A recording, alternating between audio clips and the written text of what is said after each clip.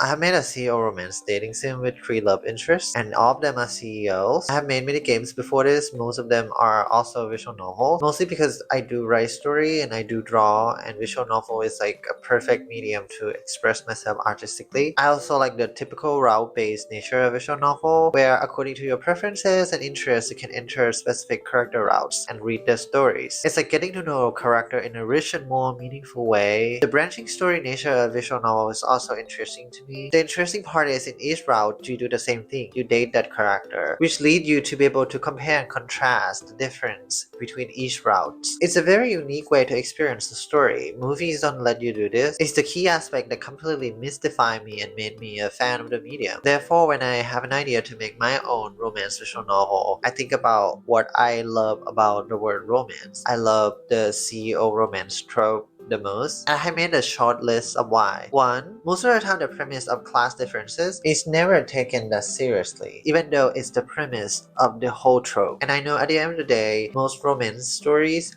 are fantasy. That's not my problem with it. But I love how the premise is, wow, this CEO is much richer than me. How could me, a poor person, be with him? And in the end, the girl gets the handsome CEO anyway, without doing anything with class structure and without even commenting on like classism. So the premise is rendered meaningless in the practical sense, but it's not meaningless in an emotional sense. The aesthetic of the office, how typical CEO character is like, the idea of getting to be with like someone who is richer than you, these things have a lot of emotional value, and I love that about this trope. It's very unique. So I love this type of story, trying to understand like the writer intentions and motivation and explanation of why the CEO character is attractive and why the protagonists love them. My main goal for this game, different from all my previous game, I intend to keep updating the game, adding more gameplay feature, more stories, more clothes and hairstyle in the character customization menu, new background art, new theme for a story. Similar to typical dating sim gacha game, but in my game there will be no gacha and you just pay once and then you get everything. Every update after the initial launch will be free. Character design. So any character design is crucial to any visual novel game, because at the heart of many visual novel, they are kind of a character based game. My game has some gameplay, and it's not like fighting like Love and Deep Space, but it's more like a roleplay based gameplay features, which we'll talk about all of that in the later sections in the video. In this game, you get to meet August, Claire, and Mai. This game technically won't just have 3 love interests because it will be updated with new love interests in the future, but as of now, there are just 3. August is a character who is playful and he tends to think outside of the box. Like, he usually has no understanding of how normal people think about things. For example, because he can fly, he doesn't understand that 10 minutes travel to the mall is actually like a short amount of time. This is a romance game, so generally speaking, what character look like is very important. I want August to overall be typical, like typical diamond shaped face, typical hairstyle, typical nose. My art before this game, I like to draw the face really round. I think it's make the character friendly, but in this game I want the character to resemble real people more, so the faces of characters in this game are more angular than I have drawn before. August will have many sharp features. His eyebrows are sharp, his eyes are sharp, and his parted hairband as opposed to end conveniently at the eyebrows. All my characters actually use the same mold because I want to animate them in the future, and their body is very thin, and I'm gonna use the clothes to imply their body frame. The reason I have to do it like this is because if you want to draw clothes to imply boxy body shape, I can do that. If I want to draw clothes that imply hourglass shape, I can do that. But if the body inside is already an hourglass shape, when I draw an outfit that require a boxy body shape, the body underneath will penetrate through the clothes, and vice versa. I'm just trying to like navigate through the limitation of 2D art, but the CG are drawn traditionally without mold. I want August to be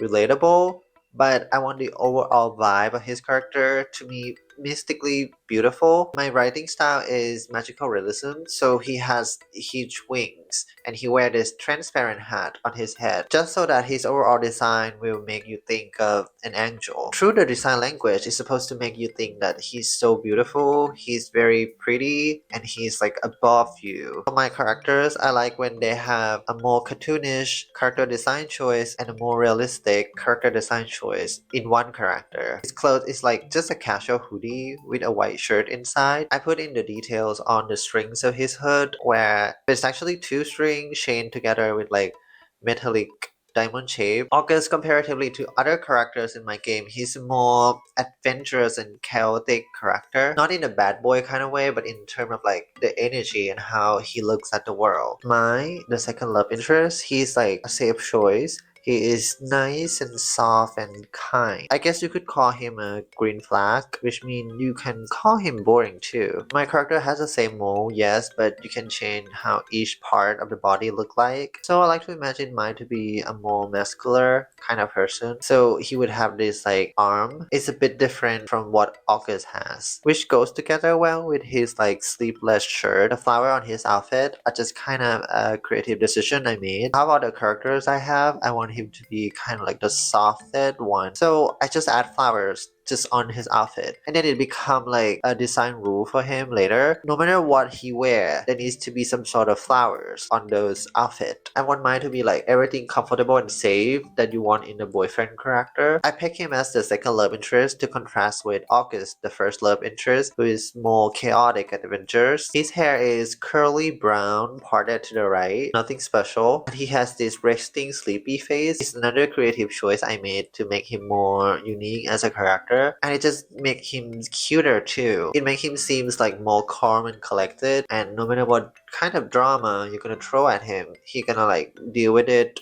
nicely and calmly. His face is more square-ish than August. It's a visual design language thing. Triangle is dangerous, so square is stable. Claire, she's a tricky one. She's a girl who loves engineering and is very capable in ridiculous ways. The reason she's tricky is because if I write her wrong, she could be read as like a girl boss. She's more of a character who turns a microwave into a time machine by accident, rather than like a girl who rip her dress apart, pick up a sword and fight a group of pirates. She is bubbly and fun much more than the first two. The great thing about her character is when you hang out with her, you can't really predict what exactly gonna happen. Her hair is blonde with inward curl at the end. Her outfit is much more traditional and mature looking than August and mine, but the flower pattern just help round out her overall look. How do you call this in garment making? Where you sew a dotted line in shape of a flower onto the clothes instead of printing flowery pattern into the fabric. All the character has their main color. August is sky blue, mine is yellow and pink, and Claire is orange. Every character also has second outfit, their CEO outfit. August has a more modern looking startup CEO kind of look, but he wear this gradient tee inside. Because a more formal outfit just doesn't suit his character. His hallmark sky blue is just gonna be like deep blue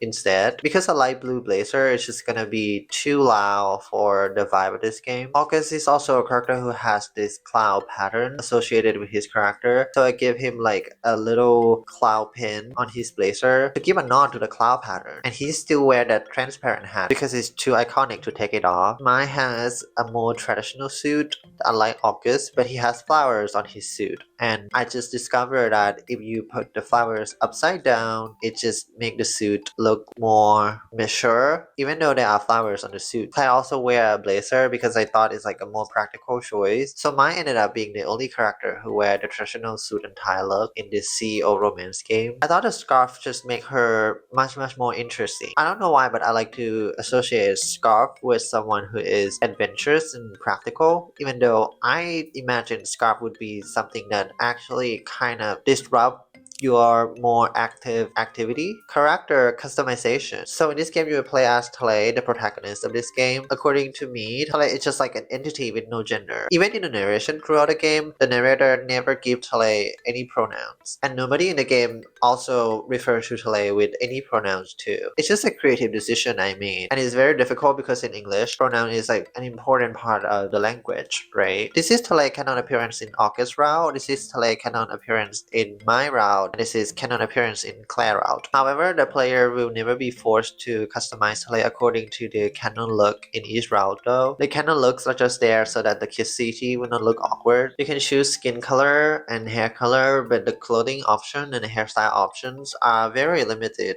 at this point. This problem will be slowly solved through future updates. Inside the Godot engine, the game engine I used to make this game, there is this function to modulate picture into different different colors. And this is how I do skin color and hair color in this game. The clothes and hair are just separate object on top of the mold, paper doll style. The eye and other facial expression are also the same too, which leads us to the next gameplay mechanic, expression selector. So in this game, instead of clicking continue, like in my last game, to move forward in the story, you have this face emoji to click instead. When you hover your mouse on the face emoji, the emotion of your character sprite will change so that when you read what is being said in the dialogue box, you could happily react accordingly. This is just for roleplay, there's no real tangible gameplay function. It used to be in the first game, each emoji you pick will just branch the story into different paths. And then the problem I face is why making this face would branch you into this route and that route, it's always unclear. In the second game, it's like a real game-like mechanic. The emoji you pick kind of have like a tally score attached to it, and it become too game-like. It's a mechanic that makes sense, but it just feels bad when you play. But in this game, it's just for roleplay. It's just there so that you could react to certain situations. Another problem I faced when I made my second game, the mermaid game, was I made like this overworld thing where you could walk around the world, small world, and it felt so detached to the main gameplay, which is reading the story. It just feel like the game is a cake and the overworld is like orange juice. Like you can eat them together if you want, but they're not the same thing. So the gameplay mechanic in this game, I want to design them so that they feel like a cherry on top of the cake instead of it being like a chocolate milk or orange juice. Like Love in Deep Space has this thing where you can tap the screen and then thing will happen according to like how you tap the screen. I want more interaction like this. It enhances the core gameplay loop instead of like just another thing that's served beside the gameplay loop. So I personally think the overworld will come back somehow, but it will be more integrated into the story. The drama slider is a choice selector, but I call it a drama slider because the choices are based on how much energy you want to put into replying in the conversation. The story of my game back then used to be just like a straight line, but now it's like a thin rectangle. Like you can diverge a little bit inside the rectangle, but you can't really like choose a choice that would diverge your story into different pathway. The great thing about this is the game allows you to react differently every time you play. So there is some sort of replayability happening. Also, this way, the experience of playing the game for the first time will be a little bit different for each player. It's now more like molding your story, shaping your story instead of jumping through different branch inside the story. The not so great thing about it is that everything is roleplay. So I can see people being annoyed or miffed about this. And I know that in the gaming community, these are called like fake choices. But I don't know, I just think these gameplay mechanic can like just appeal to different group of people. There's this game called Life is Strange. The way they advertise it is every choice you made matter.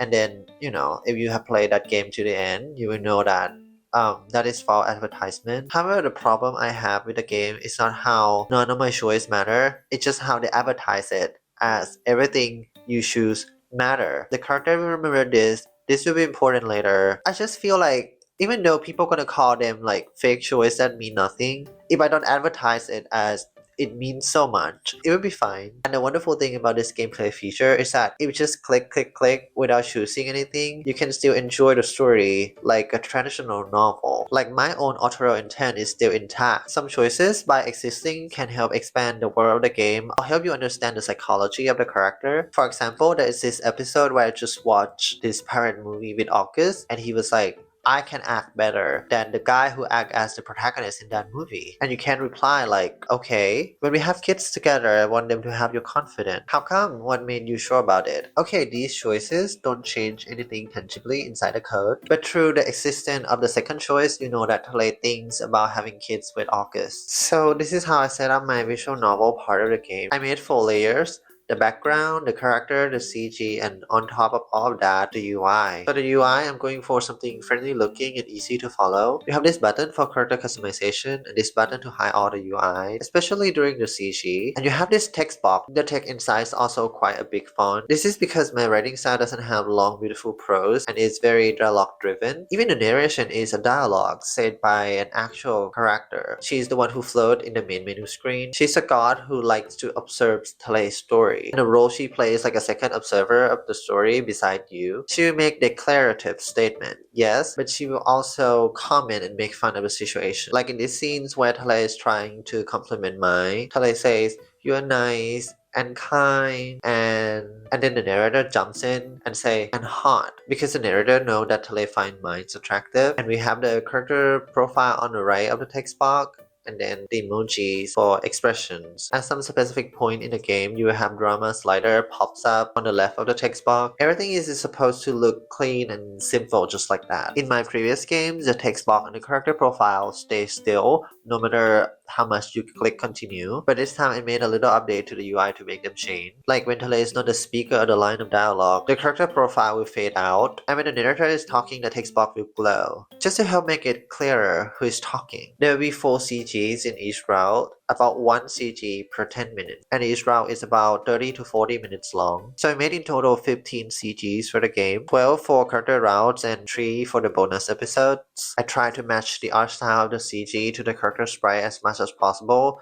but I have to admit that I didn't do the best job. It's harder than I thought it would be, and this coming from an artist with same face syndrome. The problem I face while making the CG is some CG are just not interesting to look at. Like it's my fault and I will change that in the future. I write the story only thinking about like the emotion in the scene, the pacing, the jokes, and I forget to craft a scene that is visually beautiful. So we ended up having some CGs that don't even show the face of the character. Some CG that is just like a character looking at you with a background of like a sad ocean. But everything will be better in the next update. Also, while drawing the CGs, my art style just evolved. So there are some CG that look nicer than other ones just because I draw them later. I'm thinking about decreasing the amount of CG to make it more visually impactful instead. Even in Gacha dating sim where you have to pay like a lot of money to get the story and the CG, it's like 1 CG per 30 to 50 minutes. And my story is like full CG for 40 minutes of story. It just seemed overkill to me. I would think about it. At first, I just know that there has to be 2 backgrounds for the story, Tale's room and the office. So I start painting those 2 before any other background. Because no matter what, we want the home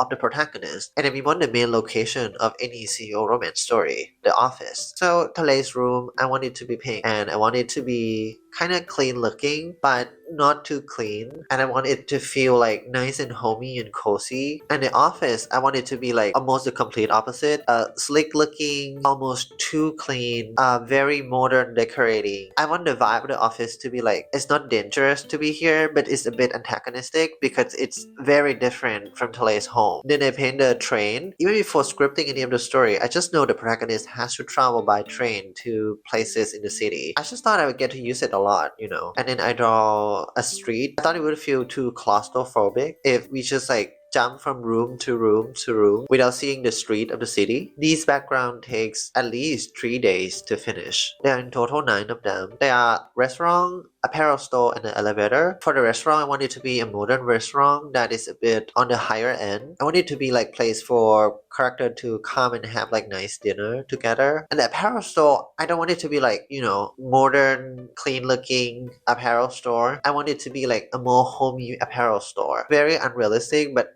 it's the vibe that I want. And the elevator, because the story takes place in an office. And the 2 beach background, and I will not explain anything about the beach background because they are spoilers. At first, I thought it sounds like it wouldn't be enough, but you just have to think about it like a sitcom where usually they have like 1, 2, or 3 sets. Then they would just write the story so that the character would go to other locations to make the world feel real and fuller. Like I have 3 routes, and every route use Tale's home, of course, and then the office. And I write so that this office used to be owned by a company that went bankrupt. So the CEO love interest of every route would just like buy it from that company. Slice of life CEO romance is not hard to write, but it's difficult to make it feels right. So the jokes and the pacing must be meticulously put in the right place so that the story feels fun and engaging to read. There's this awkward thing that happened in all my games where, judging from my own writing, the route with girl love interest will be more fantastical and idealized, and then the route with guy love interest will be more realistic and grounded. And that's because, well, I have a hard time dreaming of a story where the protagonist yearn for a woman. I can do it, but it drained my energy much more than writing guys love interest. It sounds bad,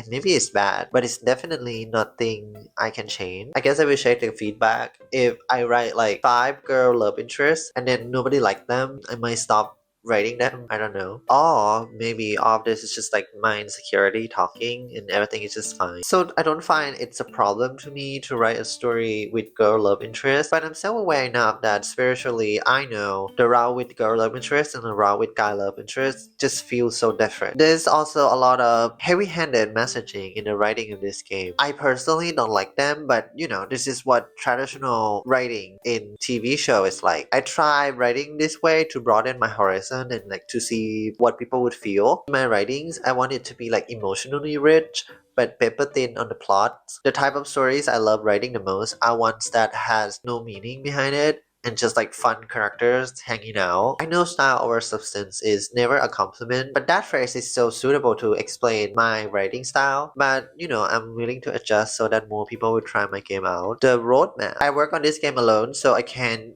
update the game on the same speed at like big companies, but I have two updates planned. If you have been following me for a while, you will know that I have this thing where I just say I will do this and do that and then never follow through. So I suggest you can just wishlist the game for now and then buy the game when I update like a patch or two. The first update will be Fairy Romance update. I want to make 3 new routes, new background, more character customization option, adding on to what we have. Let me explain the 3 routes thing. So with each update, I want to add 3 new routes to the game, but then I will add new characters to the game too. What will happen is, for example, in the next update, there will be 4 characters total in the game, but there will still be 3 routes. There will just like be 1 character that has no new story. And then with the second update, there will be 5 characters total in the game, but there will still be just 3 new routes. And we will have like 2 characters that has no new story. But every character can still be present in the story. They will just have no new routes of their own. And this is precisely why I decided to open my own Discord server. The comments on the internet can be hit or miss. Sometimes they are genuine, but people are used to talking to corporations online, so they tend to think of me as like $1 million corporation. But I'm just like a person with a laptop and not so great English skills. And only some comments are particular enough and are willing to explain why they feel certain ways. And as someone who's like willing to adjust according to feedback,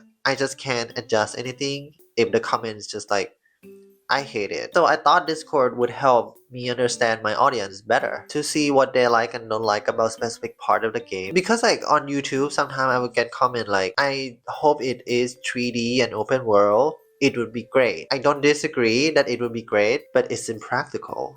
I how would I make? And so that I will get to know which character is popular, so that I will write their routes in the future updates. The link to Discord is probably in the description. I will try to update the game every month or 2 months or 3 months. Maybe I will have like big updates and small updates, I don't know. And every update will be free and not a DLC because I don't know how to code a DLC. How fortunate for you.